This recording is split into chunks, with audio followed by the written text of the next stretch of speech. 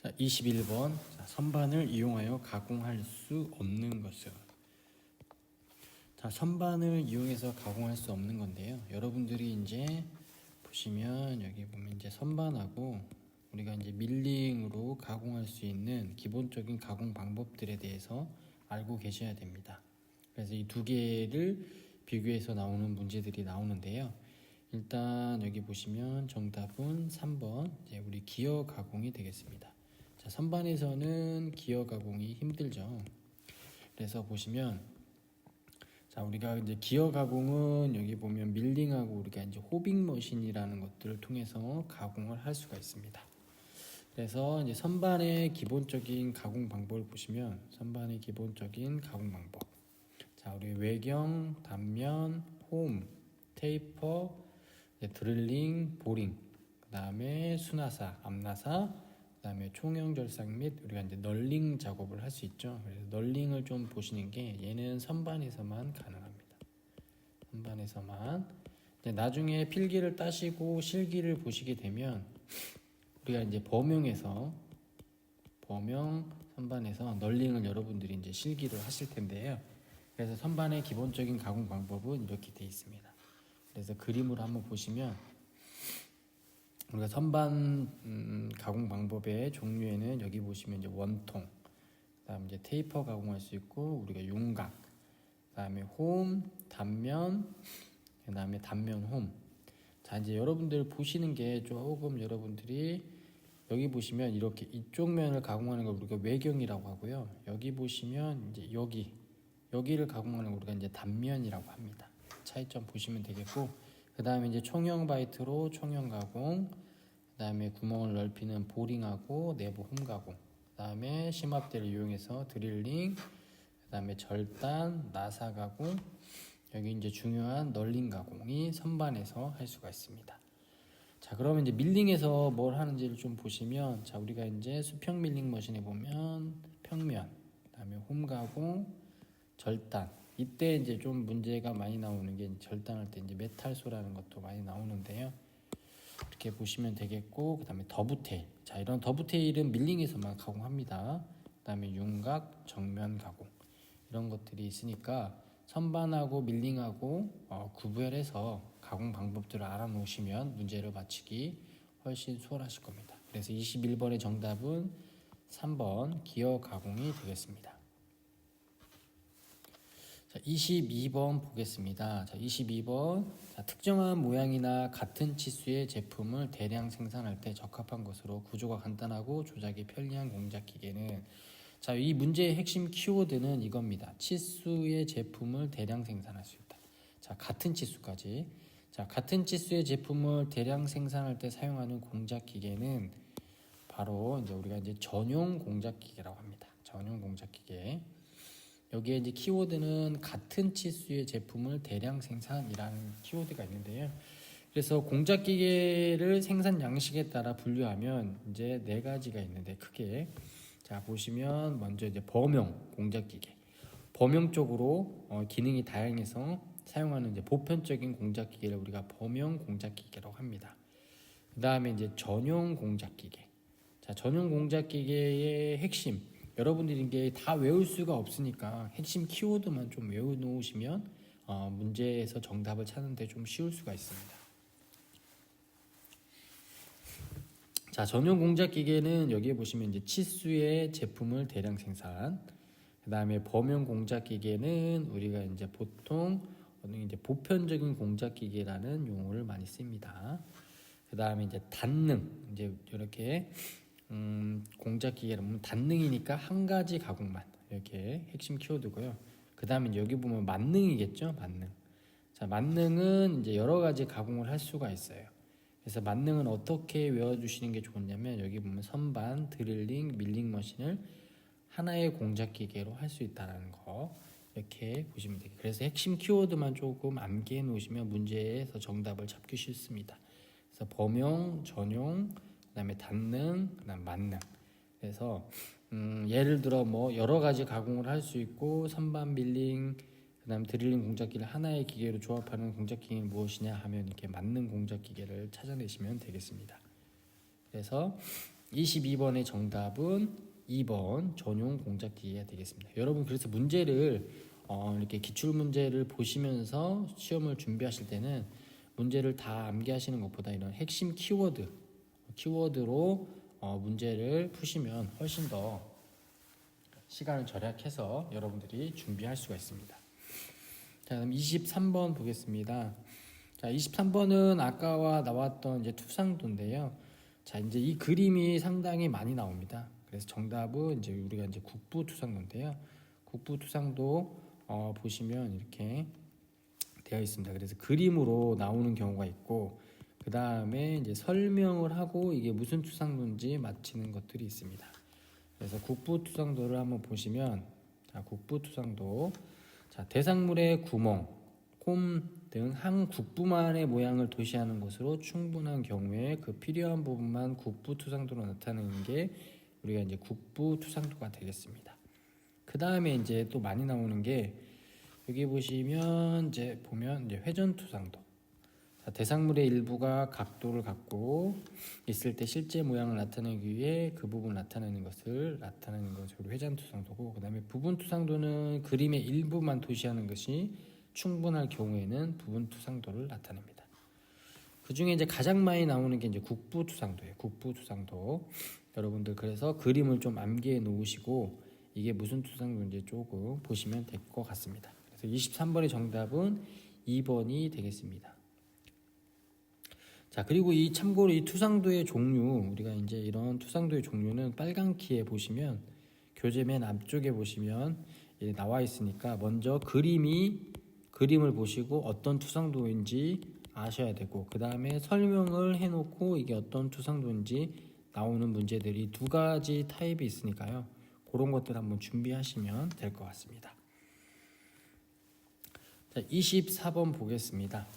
자, 선반 작업에서 공작물의 가공 길이가 240mm, 공작물의 회전수가 1200rpm, 이송 속도가 0.2. 그때 1회 가공에 필요한 시간은, 여기서 이제 중요한 건 여러분들이 1회 가공에 필요한 시간입니다.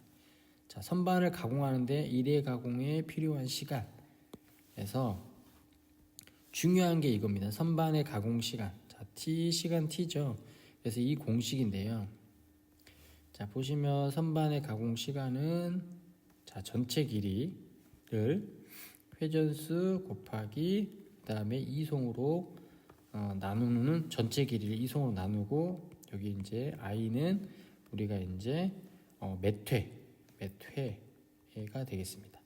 그래서 보시면 전체 길이가 200, 지금 40mm죠. 여기 보시면 가공 길이가 240mm가 되겠고, 그 다음에 회전수는 1200 곱하기, 자, 이송이 0.2, 그리고 몇 회? 1회라고 했으니까 여기가 1회죠. 그래서 계산을 하면 이거는 이제 여러분 이제 우리가 단위가 분이거든요. 분. 그래서 선반의 가공 시간은 지금 1분이 될 것 같습니다. 그래서 정답은 3번 1.0이 되는데요. 자, 선반의 가공 시간을 나오는 공식도고 암기해 두시는 게 좋습니다. 그래서 이것도 많이 나오니까 여러분들이 암기하셔서 문제를 맞추시면 될 것 같습니다. 자, 나중에 시험을 보면 아깝게 한 문제로 떨어지는 경우들이 있는데요. 그런 것들을 대비해서 이런 계산 문제들을 공식을 좀 암기하셔서 정답을 맞추시면 합격 확률이 높아집니다. 자, 25번 보겠습니다. 다음 중 탭의 파손 원인이 아닌 것은, 자, 탭입니다. 탭의 파손 원인이 아닌 것입니다. 아닌 것.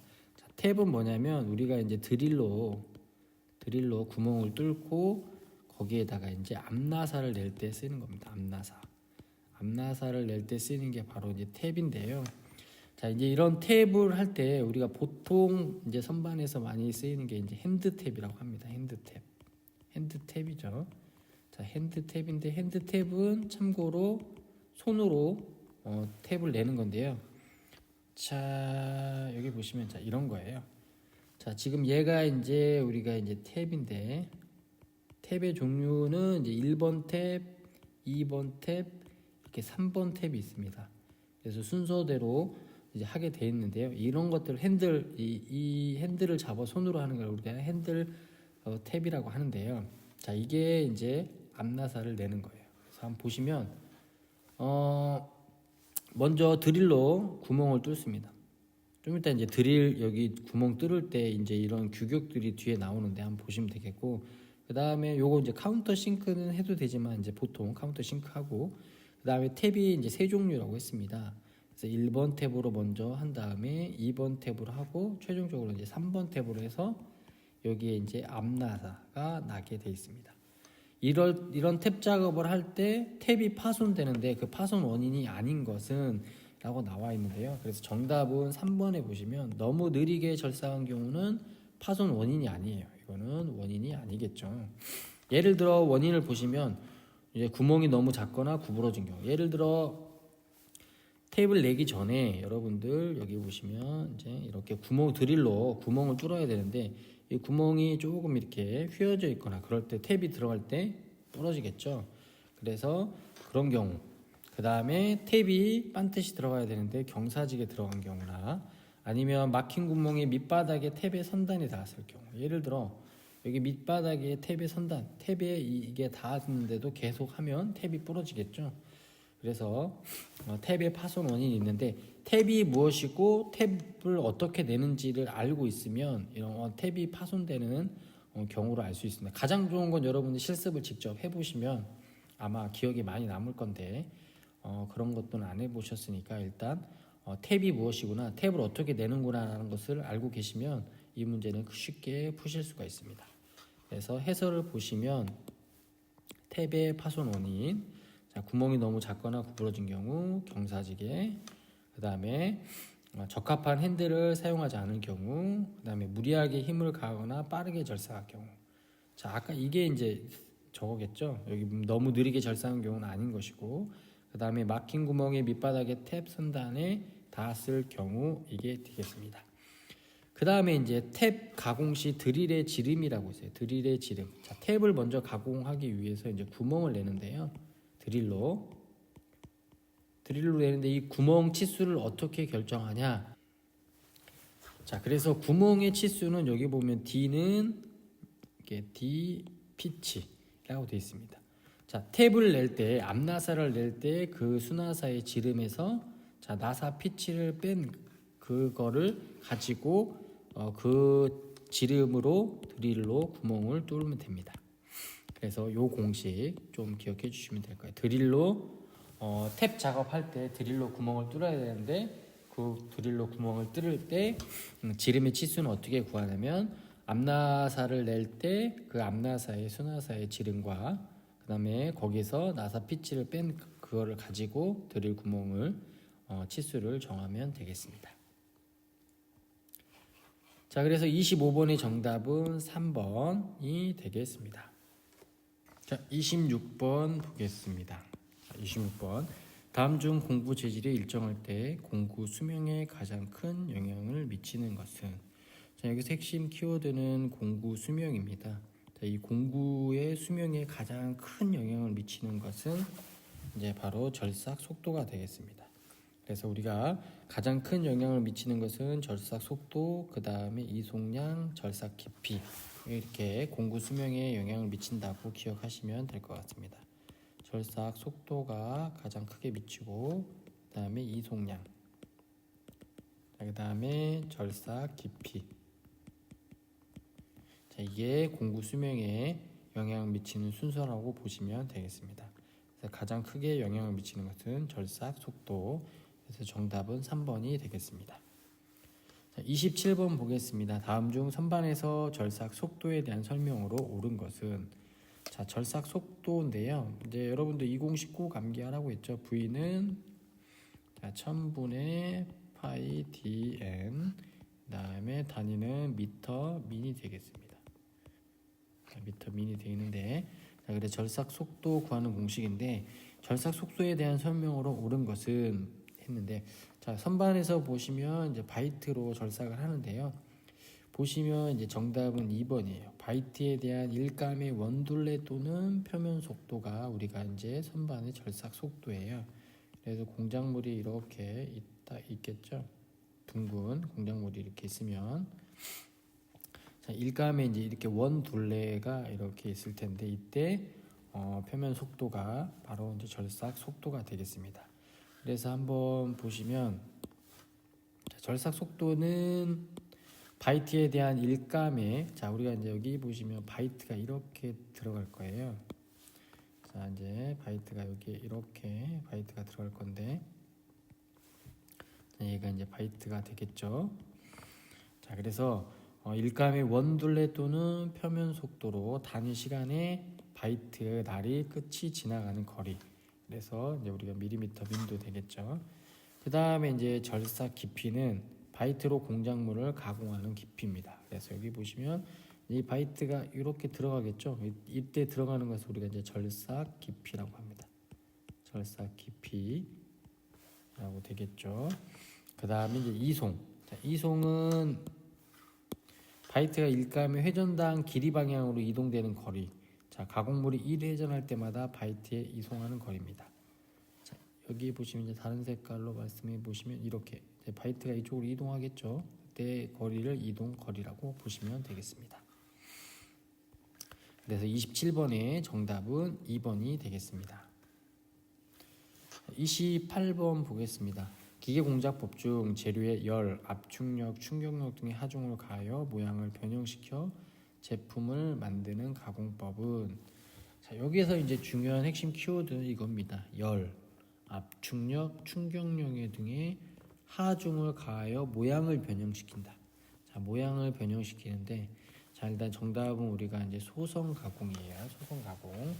자, 앞에 문제에서도 말씀드렸듯이 우리가 이제 가공에는 크게 두 가지가 나눠졌죠. 우리가 이제 절삭 가공, 그 다음에 이제 우리가 이제 비절삭 가공이 있습니다. 비절삭 가공.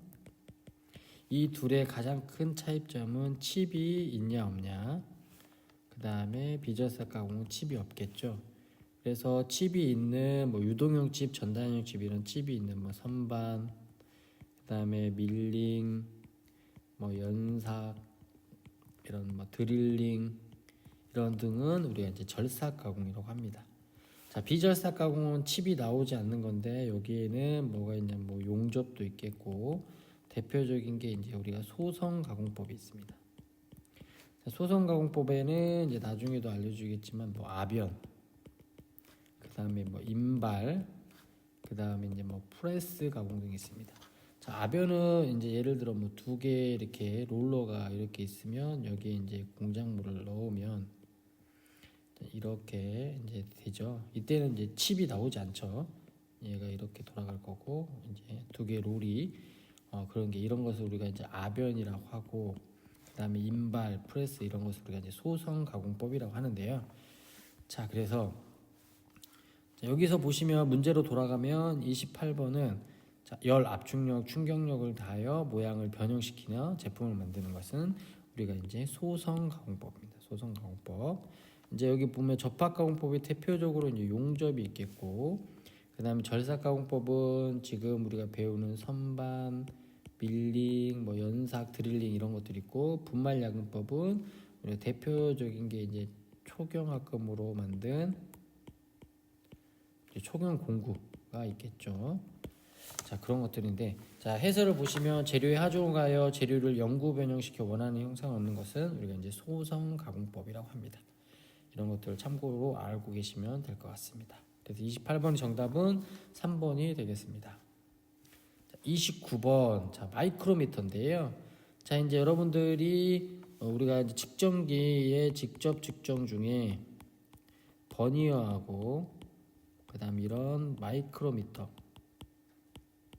는 직접 눈금을 읽을 수 있어야 됩니다.